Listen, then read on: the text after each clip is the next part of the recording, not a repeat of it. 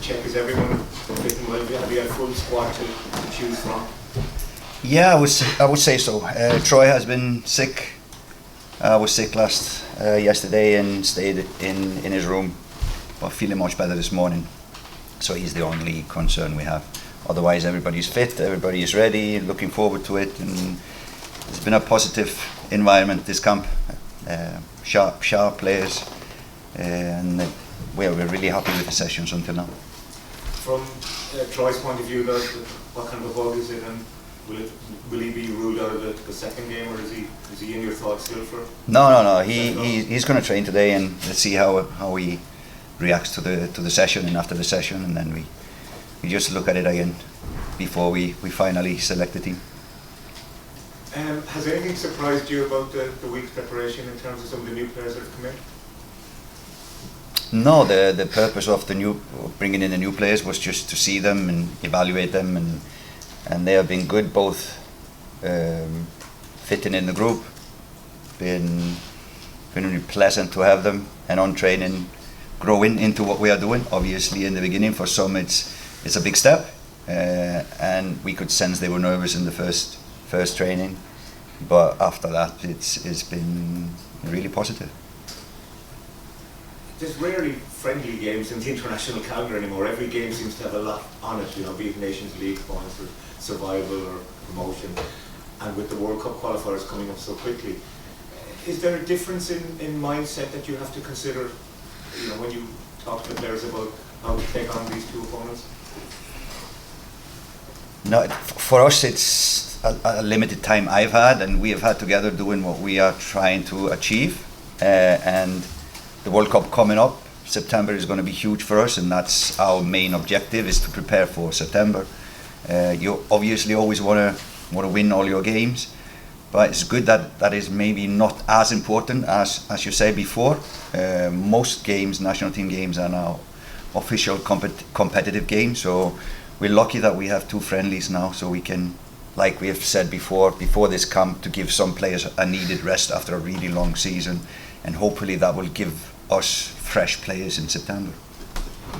The man alongside you has been named the Player of the Year, the official Player of the Year. Talk to me about his contribution during your time in charge of Ireland. We have said it in many occasions when we sit here, the importance of Robbie. Was one of the players that finished 3rd of May playing but didn't get the rest. He's first of all a good footballer, but for us, with his experience, his knowledge, his character, his leadership skills, it's really important for us to have a player like him, because we have such a young squad that is lacking this experience we need to play on the big stage. So no, we're really fortunate to have him, and Doc as well, similar age, similar experience. So we all team needs quality players and leaders like him. Robbie, what's it like not having your summer holidays yet? No, it's alright. I had a couple of weeks break after the season. Can't myself taking over, obviously with these games coming. And now I'm feeling good, and I'll enjoy a break when it's finished. Heimir? Hi Heimir, how are you? John O'Shea was speaking during the week about the balance of trying to remember these players have had a long season and also trying to get enough work done for September. Are you pleased that you've got enough of your message across? Yeah, we are. I think we didn't overload the players, because it's always tough, like end of season trainings. They always seem to take a little bit more toll than mid-season or early season. So we try to limit the time on the pitch. We try to give them a little bit more break during this camp, but still we got our message through. But in the end, of course, we will see that tomorrow if it totally got to them. But we think, compared to the past camps, that it has been pretty good one. Will we see a few debuts tomorrow? A few of the fresh faces that came in. Was that just to have a look at them, or is the aim to get them on the pitch at some stage over the next few days? Yeah, the purpose of having a look at them is to see if they are ready to play. whether it will be tomorrow or against Luxembourg or not at all, we would just have to wait and see. But like I said, we've been happy with the players coming in, both how they have coped with the working environment, but also getting on board the messages and wanting to learn. That's always the most important, is that their will to learn is huge. The momentum you got from those back-to-back wins in March that you came into this camp with, how important is it just to try and keep that going now into September? That's important as well. I wouldn't mind losing both these games if we win both in September. So if you're thinking about it that way, but obviously we always want to win all our matches, and we go to every match to win it, and we have a good squad now, so we are gonna go for it for sure. Nathan, please. Robbie, congrats on the award. I think it's 8 years since you won it the last time. Heimir mentioned a lot of your attributes and your characteristics there. How different do you feel from, say, 2016 Robbie Brady? Yeah, obviously, I think this one might even mean a little bit more to me. See, 2016 I was a lot younger and playing really well at the time. Not that I expected to win it then, because we had a really good team, but I felt like I was in really good form. But to come back now after a little bit of time out, and like I said, the group has helped me, the staff have helped me to get back to a level now where I feel comfortable. I feel like I'm playing some good football at the minute and really enjoying it. So yeah, it means a lot to me. Particularly since I think in 2023 you didn't play any games with the international team. It's a heck of a turnaround. Yeah, listen, it's just about working hard and getting back to what I can do myself, and obviously put me in the spotlight to come back in here, and I've loved every minute of being back in here. Heimir, it's obviously still a tight enough camp. Are you talking about September? Are you doing analysis of the games that are coming up in September, or is it just solely focused on these two? Yeah, the preparation is mixed with what is going to happen in September. Started the camp with talking about what is coming up, why it's important to play games like Senegal, and just what can we take from these games that kind of transfers to the games in September. Ed, please. I'm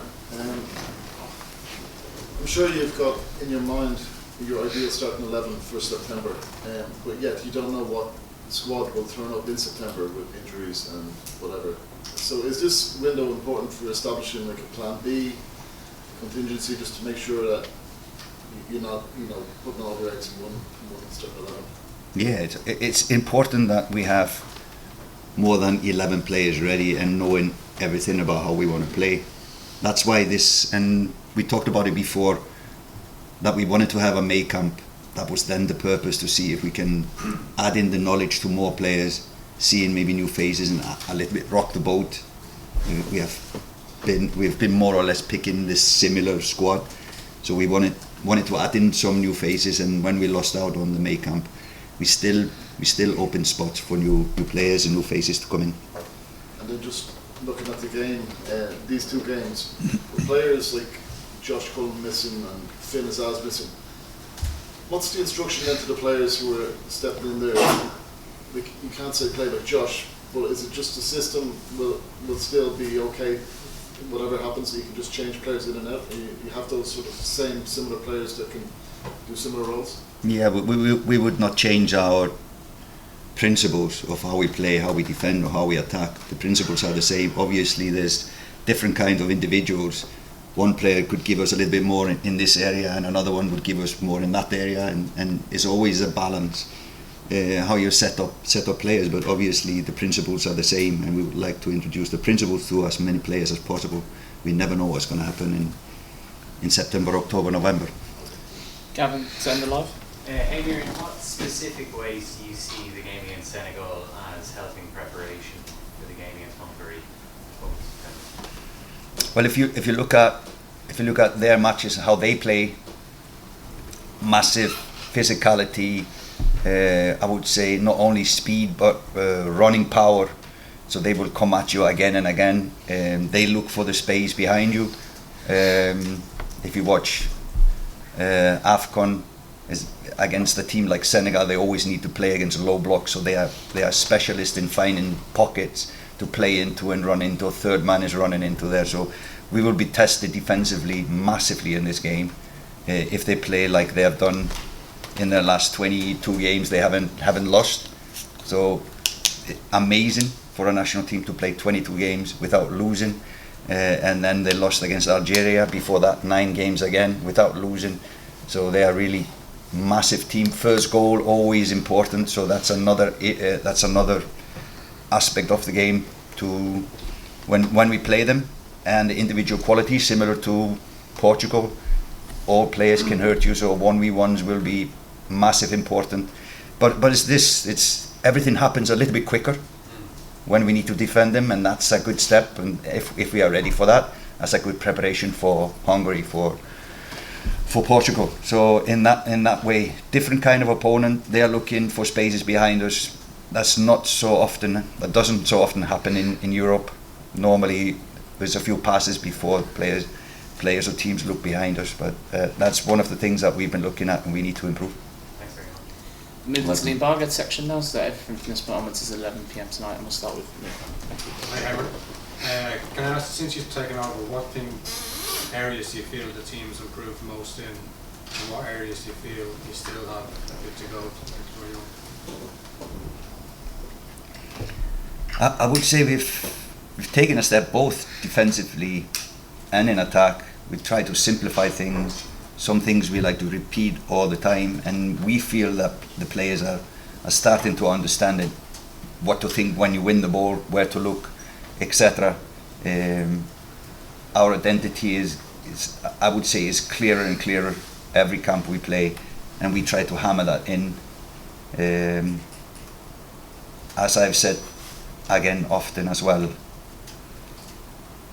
going to a club, playing your game in your club for 3 months and then come in for a week with the national team, that is probably the most important, to try to sink in how we should think as a team, how we should defend as a team, what are the principles here, because it might be totally different in your club, and that's the most important thing when you have a national team, that the principles are 100%, and then if you don't have the basics, then details don't matter. So we try to hammer in the basics in our principles defending and our principles in attack, and I think that is, hopefully you see it, but we see it when we analyze the game. We show them the clips of the good things that are happening, and for me it's because they are thinking now more and more the same way. Is there a practical benefit for Ireland for having Creevy and Nathan playing together at the club, especially given Nathan's a centre half who likes to take the ball and drive forward? Yeah, definitely. Most of all, having them play at a high level and together would always be beneficial, and it will help your minutes. You're talking about the minute size, so it will help them. Dan, please. Heimir, Will Sponlow started your first 2 games in the job, and then he just hasn't been available. And much you enjoyed working with him again this week, and he seems quite a versatile midfield player. What type of midfield role do you see him potentially playing for you? Yeah, another player that sadly hasn't been much around since I came, and even I haven't seen him. He hasn't gotten many minutes for Southampton, so it's nice to have him. Good kid, good character. Like you said, he's technical. I would see him more as a forward-thinking midfielder than a defensive one. Yeah, but nice to have him. He seems to be in a good shape at the moment. So yeah, happy to see him. Where do I see him? Like I said, I think he's more attacking-minded than defensive-minded, and I think that is his profile.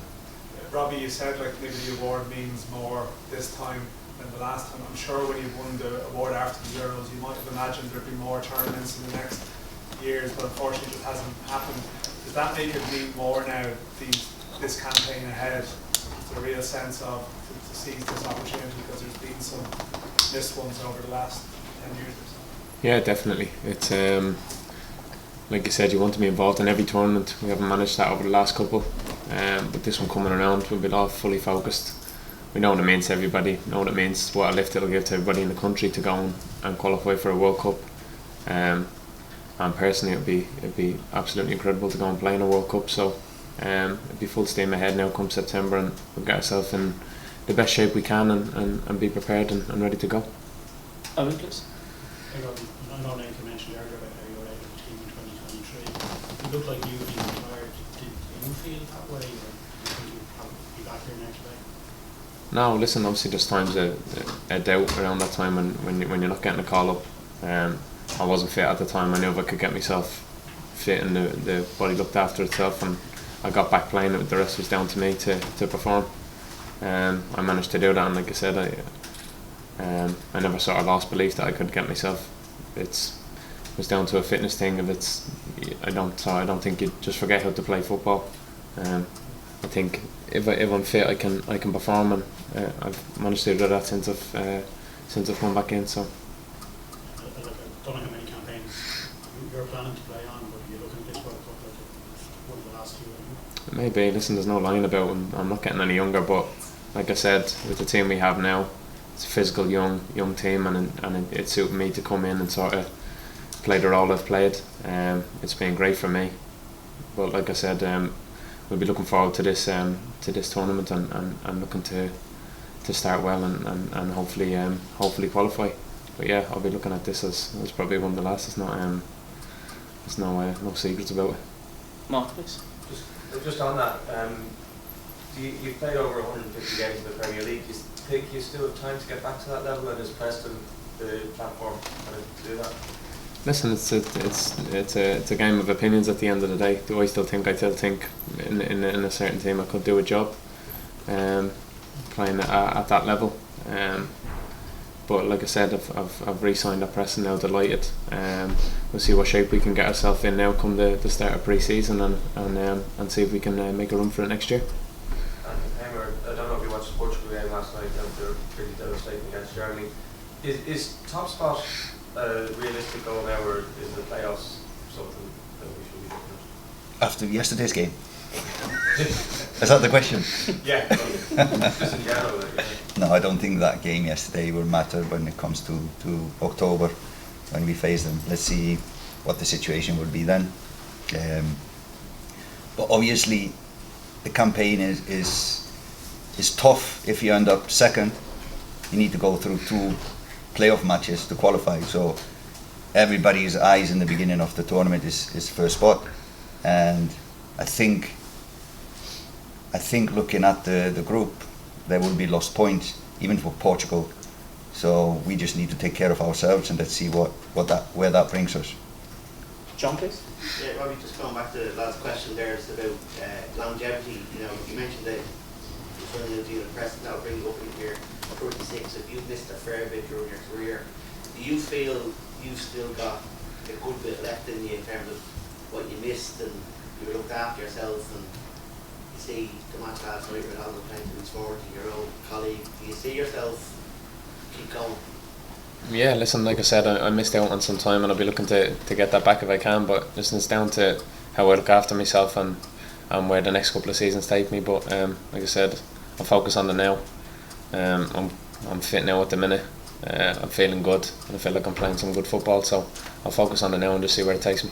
Have you done anything different in terms of looking after you, or have you looked at different injuries? Is there anything particular that you've had to do? Or? No, not necessarily. I think just you grow in experience as you go older, and pick up little things along the way that can help look after myself.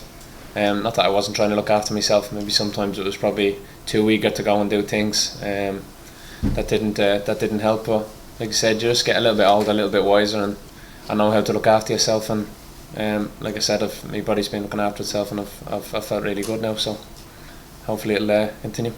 Aidan, please. John Joe Hopkins, first of all, your meeting with them. If you can just talk us through how that went, what you learned about him, and also this form. I think you said previously that he started really well at Reims and then had a little bit of a dip. Just what you talk about the meeting and what you think of John Joe as a player. Yeah, so when we obviously watched him and analysed him before I went to meet him. And my question was just, is he thinking Ireland, or is he thinking something different? That was probably the first question before we spent more time on him. And like I said previously, he wanted to commit to Ireland, even though I think he had 2 or 3 other nations to choose from. And that is something that we, as an association, need to look at, because there's going to be a lot of dual nationalities in the future. Yeah, and then coming into the camp, I think he was in a in a good condition.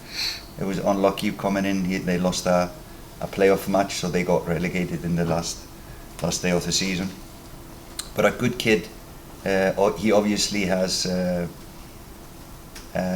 grow a little bit more as a player to be starting for Ireland. But we thought it was a good moment to look at him, seeing him, and he's done well on training. But we see he needs to improve in certain areas, and that's the message he will take home. Was there a conversation, was there genuine interest from, I know his mother's from Cameroon, so was there genuine fear that he could be lost to another nation? Did you need to have that conversation? Not after I spoke to him, no. Not after I spoke to him. But I needed to know if he was going to be in our future plans or not. So there's always a conversation you basically need to take. Thank you very much. One last one. Heimir, Hungary are playing Sweden tomorrow in the friendly. You couldn't get anyone watching it? Say it again. Hungary are playing Sweden in a friendly tomorrow.